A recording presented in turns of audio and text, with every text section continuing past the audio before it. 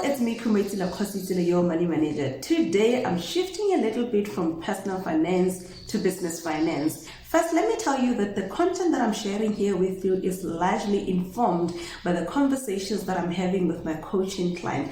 This video that I'm sharing today is inspired by a conversation that I had with my coaching client on the 24th of July, where we were discussing personal financing and looking at ways of being tax efficient, and started talking about the company and company financing. And I thought, you know what, let me just go and make a video where I will share the basics. This is Credit 101, basics of business financing as it relates to business financial statements. So in today's video, I'm sharing with you 4 important things that your financiers is going to look at when assessing whether they can extend credit to your business or not. Let's get into them quickly, just high level. I'm sharing this with you so you can start acquainting yourself and you can start learning about these important things, more especially if you're growing your business and you're looking at business financing or external debt in the future.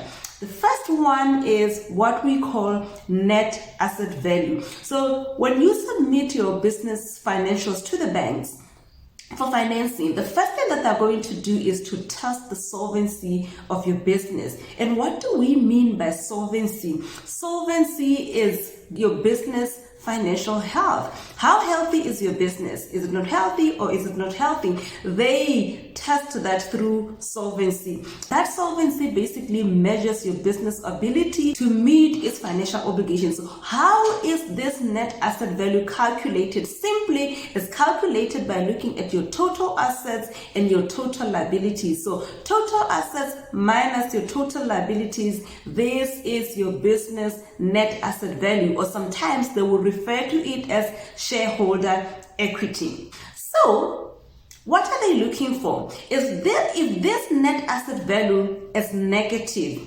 as a non-starter, they're just going to end the conversation there and there, because your business is not healthy enough to carry debt.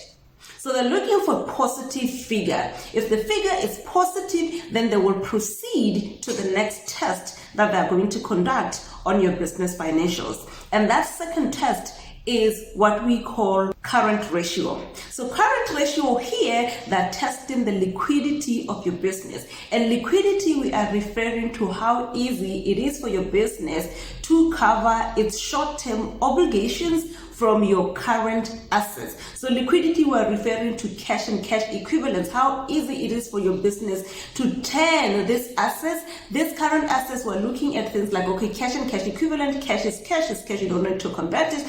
We're looking at your inventory, how easy it is for you to turn around your inventory. We're looking at things like your debtors, your payment terms. Do you have credit payment terms, and how quick are your debtors paying you? All these things, they form part of your current assets. So here, what your financier is looking for is they are assessing your liquidity, your business liquidity. And how do they assess that? The ratio is called current ratio. And how is it calculated? It's calculated by current assets divided by current liabilities. You get the ratio. And normally they are looking for a number, a ratio more than 1. It will depend. This one, it really depends per industry, but they're looking for more than 1. Because if it's more than 1, it demonstrates that you have enough current assets to service your short-term obligations. Short-term obligations were referring to anything less than that you have to pay within 12 months. Those are your short-term obligations. The higher the number, the higher the ratio, the better. But if it's less than 1, then probably is not good as well. But you also need to remember that if there are no current liabilities on your balance sheet, then that ratio is going to be 0. But however, they are going to now look at the debt that you want. If you're looking for long-term debt, they are going to take the short-term portion of that debt. Short-term portion of that debt is going to be the money that you need to pay within the next 12 months of that debt, if ever you are successful. It is important for you to look at your industry and to start benchmarking, looking at how how your industry is faring in terms of this ratio, because it's also important to do that peer-to-peer comparison. So these two ratios, the net asset value as well as the current ratio, they are all calculated from your balance sheet. Let's move to the next ratio. The next ratio is what we call the debt to equity ratio. This one measures your business gearing. Business gearing, what are we referring to? We're actually measuring the extent of your external debt in comparison to shareholder equity or shareholder money. So we are saying, we're looking at your business operations and now asking ourselves, how are your business operations funded or financed? Are they financed by external debt or are they financed by shareholder equity? So that is the comparison that we are doing. And if your business is heavily financed by external debt, we say that it's heavily geared or is over leveraged.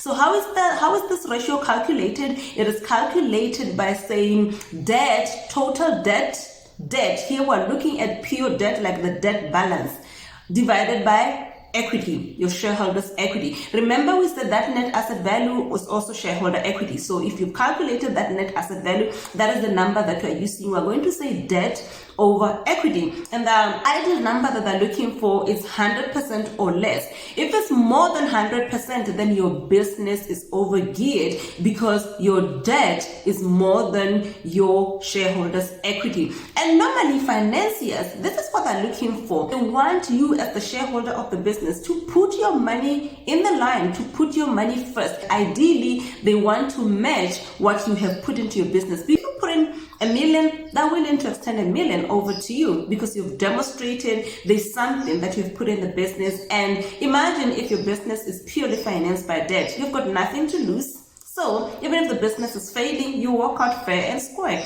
There's nothing that you have lost. And financiers are trying to avoid all these kind of situations. So debt to equity, it measures your gearing, and they're looking at 100% or less. If it's more than 100%, your business is over geared or over leveraged. This also is calculated from your balance sheet. Let's look at their last ratio. The last ratio is debt service cover ratio. I've spoken about this ratio in 2 previous videos that I've already shared with you. So debt service cover ratio, they are going to look at your business ability to generate free cash flow, because it is from that free cash flow where the money to service your debt is going to come from.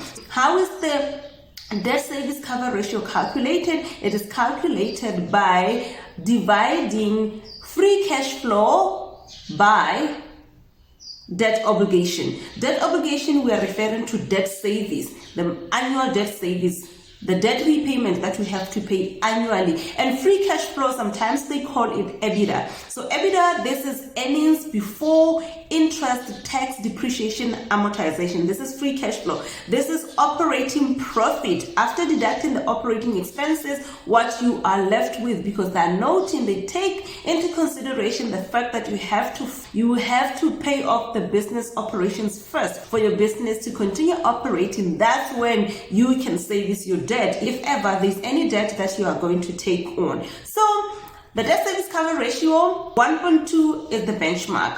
So what they're saying here is the ratio has to be more than 1. If the ratio is more than 1, then your business is generating enough free cash flow to service its debt and leave you with a little bit of money that you can reinvest in the business. But if it's less than 1, it's a no area, because your business is not generating enough free cash flow to service your debt obligations. So they're looking for more than 1, but normally they use 1.2 times as the benchmark. So these are very important ratios that you need to familiarize yourself with. Sometimes you just have to sit and work out these calculations for yourself before you go to any external financier. So you check where you are, you check the position of your business. So now you can see why business financial statements are very important. And for you to get into even considering business financing, the first thing is having that track record. Building the track record, you build that track record by having a business account where all the business transactions are going to go through, money is going to go through, and money is going to come out of that account. And then periodically, it can be every 6 months or 12 months, you prepare your company financial statement statements, because they will reveal to you how your business is doing, and you're now building that history that is required by financiers. I know that as small businesses, we always say that, financiers are not willing to give us money. They're not willing to give us money because there is nothing to base their decisions on. They're looking for financial statements, and you don't have those financial statements. So with this video, I'm just encouraging you to start doing things properly. Record keeping for your company is very important. You might as well consider maybe having a bookkeeper and having an accountant for your business is non-negotiable. More especially if you want to grow your business and you are possibly going to look at using debt to grow your business, that is leveraging other people's money, then an accountant is a must for your business. So this is all that I wanted to share with you today, just these 4 very important calculations or measures that are used for deciding whether to give you debt or not. I hope that it was simple enough for you to understand, and it will aid you in your business as you prepare, as you scale up, as you go out there and look for external financing. This is all that I had for you. Please don't forget to leave a like and a comment for me. Thank you very much for your time. I will see you in another video.